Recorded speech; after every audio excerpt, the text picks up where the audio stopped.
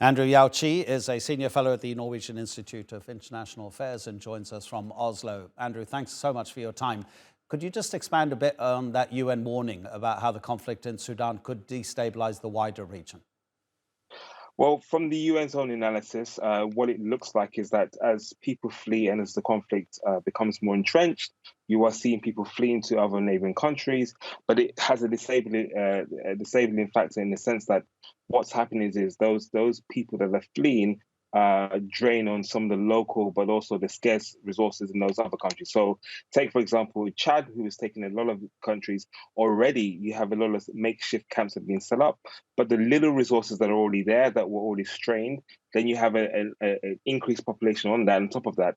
And that is what you're going to see across the wider region as well. But also, as this conflict goes on, you have instability from the other military groups or non-state armed groups who either are cross-border or may get involved in this conflict as well. And so, that's what the UN is warning, that there's a broader destabilization factor here, and actually, if nothing is done by it, you could see this get worse, not just from a humanitarian perspective, but from more of a conflict perspective, because some of the states, like for example Sudan and Ethiopia, have had tensions across the border with some militant groups as well. So this has a wider implications here if the issues are not resolved. Are the actions of any external actors prolonging the conflict? I think ultimately there are always going to be external actors when it comes to Sudan, from Saudi Arabia to Qatar and all those other countries that are involved. Even in the region itself, there are countries that have an interest across the border as well.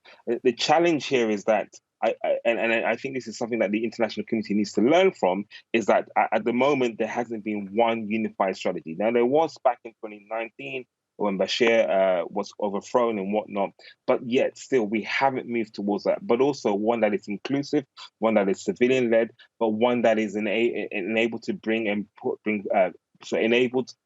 enabled to bring people together and move the country forward. And so we're yet to see that plan come forward. Now, the SPLM North has tried to bring people together to talk about and say, look, we need to rally behind and bring people together to move things forward. But yet still, there isn't any credible plan on the table. And that is key. If the actors don't come together in terms of international actors, regional actors, neighboring actors come together to support a deal, then it's unlikely that you can resolve this conflict. And it will just keep on going on and on and on and on. Because ultimately, these two actors want to kill each other. That's the bottom line. And Andrew, they're not going just to stop stop. right there, okay? Because that's absolutely Sure. perfect. Because you really hit the nail on the head right at the end there, that they want to kill each other, but also previously when you said you have to bring people together. Even if there is a permanent ceasefire, how does Sudan's military in particular move past this conflict, considering, as you say, the RSF, the paramilitary, and the armed forces, they want to kill each other? Well, I mean, for me, there is no immediate solution to that. I mean, you're going to have to either have some sort of buffer zone or some sort of agreement where uh, troops go to cantonment sites and stay in there, and that is very difficult to police because actually the Sudanese police have been weakened over the years. So you need some sort of international or some sort of regional agreement that puts in place those measures to say we're going to monitor the army, monitor the RSF, they're going to stay in the cantonment sites, and you allow the civilians to come back and do what they need to do.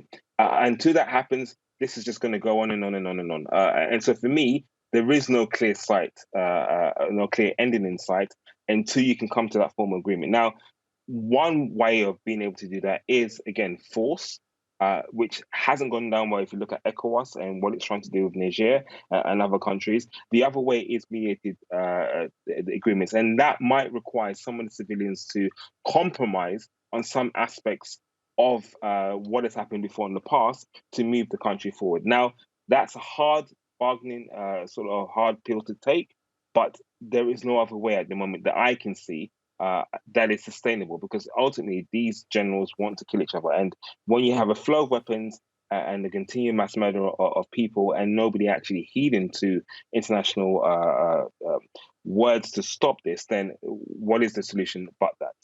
So for me, there are two clear paths.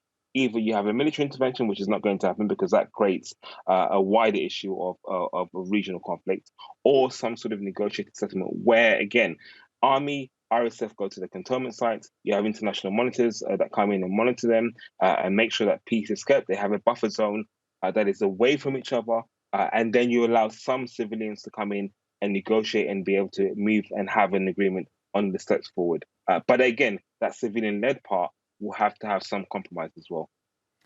Compromise is key, obviously. Andrew, really appreciate the analysis. Thank you so much indeed.